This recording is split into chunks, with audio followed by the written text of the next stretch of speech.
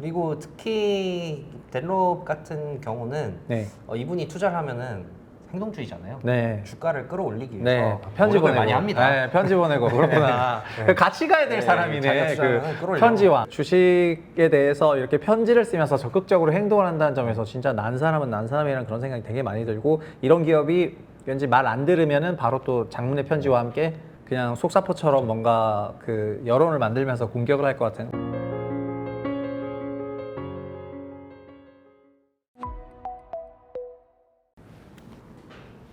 안녕하세요, 최부심 그리고 에릭입니다. 오늘 또 에릭의 거장연구소 시간에는 또 새로운 거장을 모시고 또 이 거장은 또 어떤 말을 하나 살펴보는 그런 시간을 갖도록 하겠습니다. 최부심 채널에 나와서 거장들에 대한 이야기를 전달해주는 에릭 때문에 저도 굉장히 도움을 많이 받고 있고요. 그리고 에릭도 유튜브 채널을 운영하고 있기 때문에 꼭 가셔서 구독도 해주시고, 또 뭐 우리 부심이 형이 보내서 왔다 이렇게 댓글 한번 또 써주면 또 잘 해줄 거야. 아직 이제 구독자 많이 늘려야 되거든요. 물론 저도 구독자 늘려야 됩니다. 여튼 그런 상황이고요. 오늘은 그러면은 또 어떤 거장과 함께 왔는지 간단히 좀 인사 부탁드리겠습니다. 오늘은 제목이 좀 도발적이죠. 40억을 40조로 만든 사람, 나 이 주식 샀어 라고 공개적으로 얘기하고 왜 샀는지 또 얘기를 해서 제가 오늘 또 이 얘기를 가져와 봤습니다. 와, 이거 완전 뭐 그냥 미쳤네요. 네.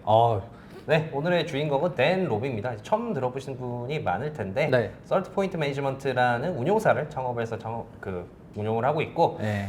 처음에 시작할 때 그 자금이 40억이었는데 아. 투자로 엄청 많이 불린 것도 있고 또 실적이 좋다 보니까 투자도 수익. 많이 받아가지고 예. 그래서 현재 40조 원을 굴리고 있다. 와. 30년 만에 40억 원을 굴리는 회사에서 40조 원을 굴리는 회사로 이렇게 키웠고요. 그만큼 이제 뭐 큰 성공을 이룬 만큼 본인 재산도 어마어마하죠. 어마어마하네요. 4조 6천억 원 정도로 알려져 네. 있고, 이분 투자의 특징은 행동주의 투자자입니다.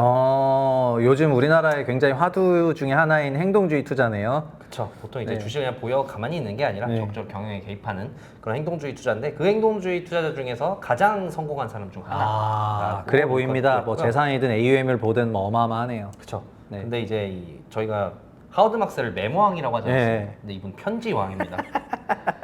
그 저쪽 회사에 보내는 편지를 잘 그쵸. 쓰시는구나. 네, 행동주의 투자자니까 경영진이랑 싸워야 되는데 네. 글을 워낙 잘 쓰다 그렇구나. 보니까 네. 이 편지를 공개 서한을 쓰기도 하고 네. 경영진한테 돌리기도 하는데 좋네요. 마치 그 퇴황소 경문 마냥 네, 좋네. 편지를 글을 보고. 잘 써야 돼요. 그 설득력 있으려면은 글의 위력이 있죠. 그래서 요걸로 이제 행동주의 경영진과 싸우는 걸로 유명해서 좋습니다. 편지왕이라고 댄롭. 부르고 있습니다.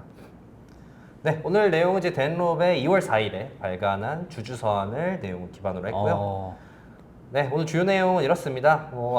전에 말씀드린 차너스와도 좀 일맥상통하긴 하는데, 네. 요즘 뉴스에 일일비하는 게 자기가 봤을 때는 최고의 문제다. 현재 시장에 절대 네, 일일비하지 마라 라고 얘기했고요. 그리고 이제 본인이 신규 투자한 종목들에 대해서 얘기하면서 나는 이것 때문에 이 종목에 투자했습니다 라고 밝혔습니다. 네. 그리고 또 이제 기존에 본인이 보유한 종목 중에서도 나는 이 종목은 계속 보유하고 밀고 갈 겁니다 라고 본인 입으로 얘기를 해서 이 얘기들을 오늘 전해드릴까 합니다. 네. 네, 우선 시장에 대해서는 이렇게 얘기를 했습니다. 제가 아까 말씀드렸듯이 뉴스에 일일비하는 게 문제인데, 딥싱만 봐도 이 탄생설화가 과장 아니었냐, 무슨 아주 허접한 GP만 모아서 네. 뭐 이 헤지펀드에서 퀀트들이 그냥 부업으로 해서 만든 거다라고 했는데 뭐 그건 아니지 않았느냐. 그래서 근데 그런 딥식의 공포들이 AI 관련주를 침몰시킨다고, 공포가 순식간에 시장을 쓸었는데 자기가 봤을 때는 이게 좀 과대 포장된 측면이 있다. 메타나 아마존 같은 경우는 딥식 알고리즘을 사용을 하면은 오히려 더 수혜를 보면 받지 네. 피해를 볼 기업은 아닌데, 네. 그냥 뭐 AI 딱지만 붙었다 하면 그냥 다 쓰러져서 넘어가 버리니까 이게 좀 과장된 공포인데, 근데 이게 딥식 사태만 뿐만이 아니다.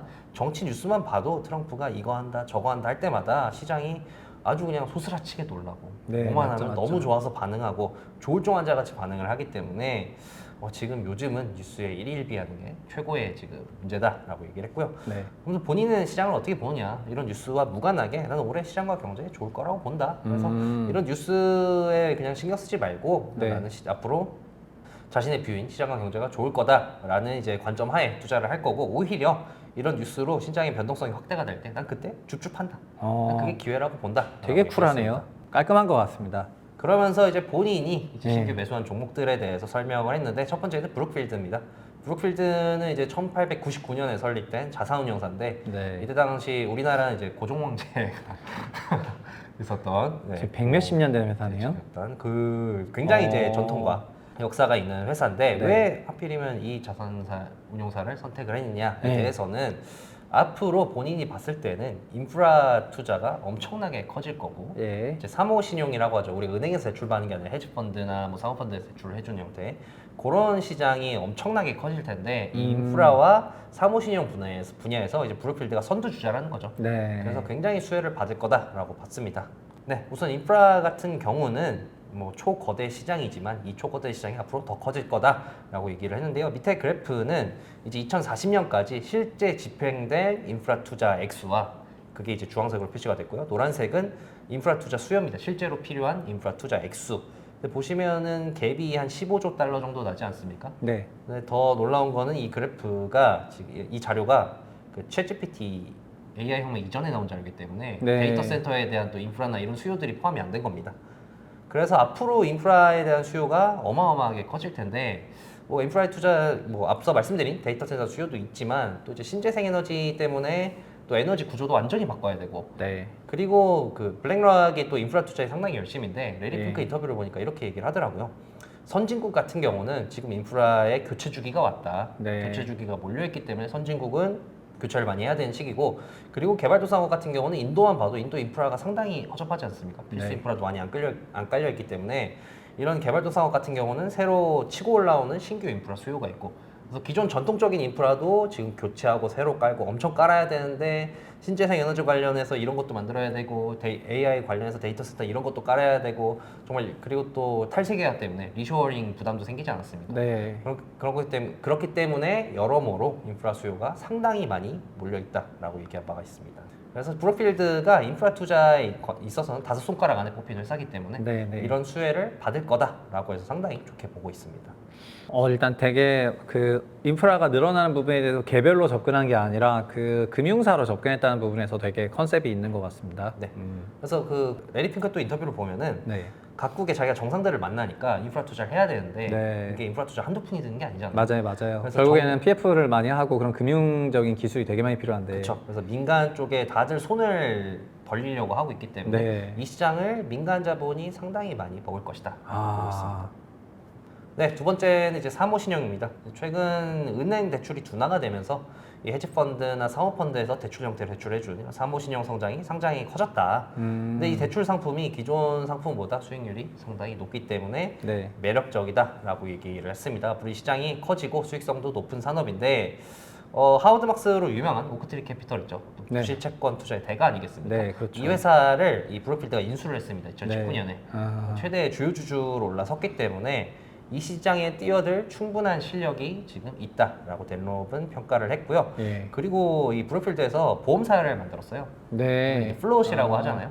보험사에서 이제 보험료를 받는 네. 그 보험료를 통해서 사모신용에 대투자하는 사이클을 만들었기 때문에 이 회사는 이 사모신용에서 지금도 잘 나가고 있지만 앞으로도 상당한 수익을 창출해낼 것이다라고 굉장히 좋게 봤습니다. 네. 네, 그래서 이제 밸류에이션 측면에서 봐도 포워드 PER이 한 13배 정도 된다 이 수준이면은 경제 기업보다 낫다고 보고 네. 그리고 회사 이 브룩필드 내부에서도 우리가 좀 저평가된 측면이 있기 때문에 밸류업을 하려고 노력을 하고 있대요. 그래서 아마 적절한 촉매만 있다면은 브룩필드는 굉장히 좀 크게 오를 것이다라고 봤습니다. 근데 현재 주가를 보시면은 이미 좋은 실제로 기업이라서 좋았네요. 네, 이미 주가는 좋은 모습을 보이고 있습니다. 네. 본인이 올린 거 아니에요? 본인 뽀뽀를 넣어서. 네. 펌핑을 해가지고. 네, 두 번째 덴롭의 선택은 라이브 네이션 엔터테인먼트입니다. 네. 이 기업은 한마디로 이제 콘서트를 전부 관할한다라고 네. 보시면 되겠습니다. 유명한 기업이죠. 그렇죠. 그러니까 이 콘서트에 뭐 아티스트를 섭외를 하고 네. 공연장을 섭외를 하고 티켓을 팔고 네. 뭐 광고 붙여줄 이제 스폰서들을 찾고, 그러니까 이 A부터 Z를 그냥 라이브 네이션에서 다 한다라고 보시면 되겠고요. 이 기업을 좋게 본 이유는 일단 콘서트 시장이 좀 폭발적으로 성장을 하고 있다. 밑에 그래프는 글로벌 콘서트 시장이 이제 연간 규모, 이제 앞으로 성장을 예측을 해놓은 건데 한 연평균 한 10% 정도 성장할 것으로 예측을 하고 있습니다. 글로벌 콘서트 시장이 커진 이유는 최근 이제 스트리밍 서비스가 굉장히 활황해지고 유튜브가 커지고 이러다 보니까 이 미국 외에 그 다른 나라의 음원 시장이 커지면서 음원 시장이 커지니까 자연스레 콘서트 시장도 커졌다라고 하고 있습니다. 그리고 소셜 네트워크가 대세가 되다 보니까 이 팬들이 이 경험을 공유를 하고 싶었네. 콘서트 갔다 공연을 맞아요. 경험하고 싶어하고 그리고 팬덤 문화도 얘기를 하더라고요. K-팝에 대표되는 이 팬덤 문화가 서로 이제 공통된 경험을 하고 좋아하는 아티스트를 지지하는 그 행위로서 콘서트 가는 게 대표적이기 때문에 네. 뭐 이런 게 합쳐져서 지금 콘서트 시장이 폭발적으로 성장을 하고 있다라고 얘기를 하고 있습니다. 이게 되게 맞는 게 그 스트리밍을 통해 가지고 무료로 풀리면서 원래 MP3 처음 나왔을 때 막 그때는 다 망한다고 했었는데 역설적으로 더 많이 들으니까 더 많이 팔렸고 콘서트는 더 많이 커져가지고 지금은 음악 산업이 훨씬 더 커졌고 아티스트는 돈을 더 많이 벌고 있죠. 옛날에는 음반을 MP3가 공짜로 제공해 주면은 그게 망한다 그래가지고 막 규제하려 그랬는데 그 거꾸로 역설적으로 지금 생각해 보면은 콘서트 시장은 계속 커진다는 얘기죠. 더 많이 듣고 있기 때문에. 아티스트 예. 입장에서도 그 네. 수입에서 가장 큰 부분이 콘서트 수입이에요. 맞아요. 네, 근데 이렇게 지금 콘서트 수요 늘어나는데 네. 인프라는 아직 그 따라오지 못한다라고 봤습니다. 이제 아. 음악 시장이 큰 한국과 유럽도 이제 미국과 이제 인당 좌석 수를 비교해 보면은 예. 3분의 1 수준이다. 네. 그렇기 때문에 콘서트 수요는 크지만 그거를 감당할 수 있는 이 콘서트 시설이 안 돼 있는데 그건 맞아요. 그렇죠. 근데 라이브 네이션에서 향후 5년간 공연장 건설에 20억 달러 정도 투자를 할 예정이다라고 얘기를 했습니다. 근데 그냥 이 공연장을 짓는 게 아니라 이 라이브 네이션이 콘서트에 이제 뼈다가 잔뼈가 굵으니까 네. 어디 지으면은 좀 여기 공연장이 좀 잘 되겠다라는 이 데이터를 다 알고 있기 때문에 콘서트장을 굉장히 효율성 있게 지을 수 있고 그리고 지금 라이브 네이션에서 실험한 시도가 이제 VIP 시스템을 도입을 하는데 단순히 네. 이제 좋은 좌석만 주는 게 아니라 네. 줄 건너뛰고 아예 그냥 VIP 대기 공간 같은 거 만들어놔서 VIP 결제를 하면은 바에서 공연 시작하기 전에 뭐 술도 마실 수 있고 이런 식으로 해서 이제 티켓의 객단가를 올리려는 또 시도도 많이 하고 있기 때문에 내부 수익률이 한 20억 달러 투자하면 내부 수익률 한 20% 정도 될 것이다. 상당히 공연장 건설 투자가 좋은 결과를 거둘 것이다라고 보고 있습니다. 네, 저는 그 박스에서 그러니까 스카이박스에서 콘서트를 본 적이 있거든요. 거기에 막 케이터링을 해주고 또 술도 먹고 막 이런 데서 이제 본 적이 있는데 진짜 그렇게 돈을 써가지고 가는 사람이 진짜 많고 일반 콘서트 그 사실 콘서트 예매도 어려운데 근데 그것보다 일단은 이 회사가 결국은 어떤 특정한 로컬에 대한 지식이 많은 기업이다 보니까 결국은 이제 콘서트 부분을 엔터사들이 협력하는 데 있어서는 되게 손이 나갈 수밖에 없는 그런 기업이지 않겠냐 이런 생각이죠. 갑자기 나도 좋아 보이네. 근데 이 네. 단점이 하나 네. 있습니다. 작년 5월에 이제 반독점 소송이 제기가 돼가지고 아, 이 회사가 이제 이 라이브 네이션이 네. 2010년에 티켓마스터라는 이제 최대 티켓 예매 업체를 인수를 했거든요. 네. 이러면서 이제 티켓 예매 시장도 라이브 네이션이 거의 다 먹게 됐는데 네. 이제 법무부에서 보기에 니네가 티켓마스터 합병해가지고 티켓값 오른 거 아니야. 티켓 예매 시장을 독점해가지고 그래서 반독점 소송을 제기를 했습니다. 근데 덴로이 봤을 때는 반독점 소송의 이 근거가 별로 확실치 않다는 거죠. 티켓마스터와 라이브 네이션을 분할한다고 해서 티켓값이 그럼 내려가냐? 안 내려간다. 왜냐면은 티켓값이라는 거는 아티스트가 결정하는 거다. 네. 공연장 대관료가 얼마고 뭐 수수료가 얼마고 해가지고 아티스트가 액면가를 정하는 거기 때문에 뭐 티켓마스터를 분할한다고 뭐 이 티켓값이 내려가는 게 아니기 때문에 법무부의 이 소송의 근거가 좀 빈약하고 그리고 또 트럼프 행정부의 기조를 봤을 때는 이런 근거가 빈약한 반독점 소송이 무마될 가능성이 크다라고 봤습니다. 그래서 뭐 이런 반독점 소송이 무마될 가능성이 커서 그런지 작년 말부터 주가는 횡보를 하다가 다시 네. 크게 오르고 있는 모양새입니다. 아하, 그러네요. 지들이 다 올리고 소개를 하나? 하여튼요, 오케이. 네, 세 번째는 뭐 미국 주식 아닙니다. 지멘스 네. 에너지입니다. 지멘스 에너지는 주로 이제 가스터빈이나 풍력 네. 발전, 뭐 재생에너지, 전력망, 그리드 이런 거를 까는 회사인데 왜 여기를 좋게 봤느냐? 우선 가스터빈 사업이 굉장히 앞으로 좋아질 거라는 거죠. 네, 천연가스 개발을 많이 하니까요. 그렇죠. 이제 네. 뭐 데이터 센터 때문에 전력 부족한데 필요한 거 다 끌어다 써야 되지 않겠습니까? 근데 제일 만만한 게 이제 천연가스다 보니까 제일 싸기도 하고 미국 같은 경우는 천연가스가 뭐 남아 도니까. 네. 근데 그래서 천연가스를 통해서 발전할 수 있는 시설인 가스터빈 수요가 앞으로 올라갈 거기 때문에 지멘스 에너지가 상당히 좋아 보인다라고 봤고요. 그리고 이제 신재생 에너지 같은 경우는 이제 전력을 필요로 하는 도심지와는 떨어져 있는 경우가 많다. 뭐 풍력 네. 발전 이런 거 맞아요, 넓은 맞아요. 땅이 필요하고 이러니까 그렇게 전력망을 구축을 하는데 기존 화석 연료에 비해서 한 3배에서 4배 정도 더 전력망이 길어진대요. 네. 그렇기 때문에 뭐 전력망을 까는데 일가견이 있는 지멘스 에너지가 요 점에서도 좀 수혜를 볼 것이다라고 봤습니다. 네, 근데 이제 지멘스는 이제 발목을 잡았던 게 이제 풍력 발전이거든요. 네네. 풍력 발전 맞아요, 사업이 맞아요. 2024년까지 한 70억 달러 정도, 70억 유로 정도 손해를 봤는데 근데 이걸 정리한대요. 정리한다고 얘기했기 때문에 앞으로 잘 나갈 것이다라고 봤고요. 네. 지멘스 에너지의 주가 역시 이 풍력 발전을 정리한다라는 네. 얘기가 들리자마자 아, 상당히 날아가고 역시. 있는 모습입니다. 그렇군요. LG가 스마트폰 정리하는 거랑 비슷한 느낌인가? 네, 죄송합니다. 네, 마지막은 밀고 가는 선택입니다. 네. PG&E 한번 이제 유틸리티 회사죠. 특히 캘리포니아 쪽에 전력을 공급하는 회사인데 왜 밀고 간다고 했느냐? 이제 올 1월에 남부 캘리포니아 산불이 굉장히 네, 크게 나지 엄청 않았습니까? 있었죠. 그래서 요것 때문에 지금 유틸리티 회사들이 주가가 상당히 떨어졌는데 네. 본인이 봤을 때는 지금 오히려 기회라는 거죠. 이 선택을 밀고 갈 거다. 네. 근데 그 이유에 대해서는 이 화재가 난 지역 중에 이튼 지역이 있거든요. 네. 여기는 이제 그 전력 시설의 그 장비 문제 때문에 송전망 문제 때문에 그게 화재의 원인이 됐다라고 지적이 되고 있는데 근데 일단 여기는 PG&E의 서비스 지역이 아니다. 네. 다른 회사의 서비스 지역인데 이것 때문에 PG&E가 좀 억울하게 주가가 폭락한 측면이 있다. 그리고 이런 산불이 나면은 항상 유틸리티 회사들이 주가가 두드려 맞는데 네. 근데 이게 AB 1054라는 법안을 사람들이 봐야 된다라고 얘기했습니다. 네. 어떤 법안이냐면은 2019년에 이 산불이 났을 때 이 산불 배상을 하다가 네. 유틸리티 회사가 파산을 했습니다. 아. 300억 달러를 네. 물라고 해가지고 네. 이거 피해 보상을 갚다가 파산한 일이 있었거든요.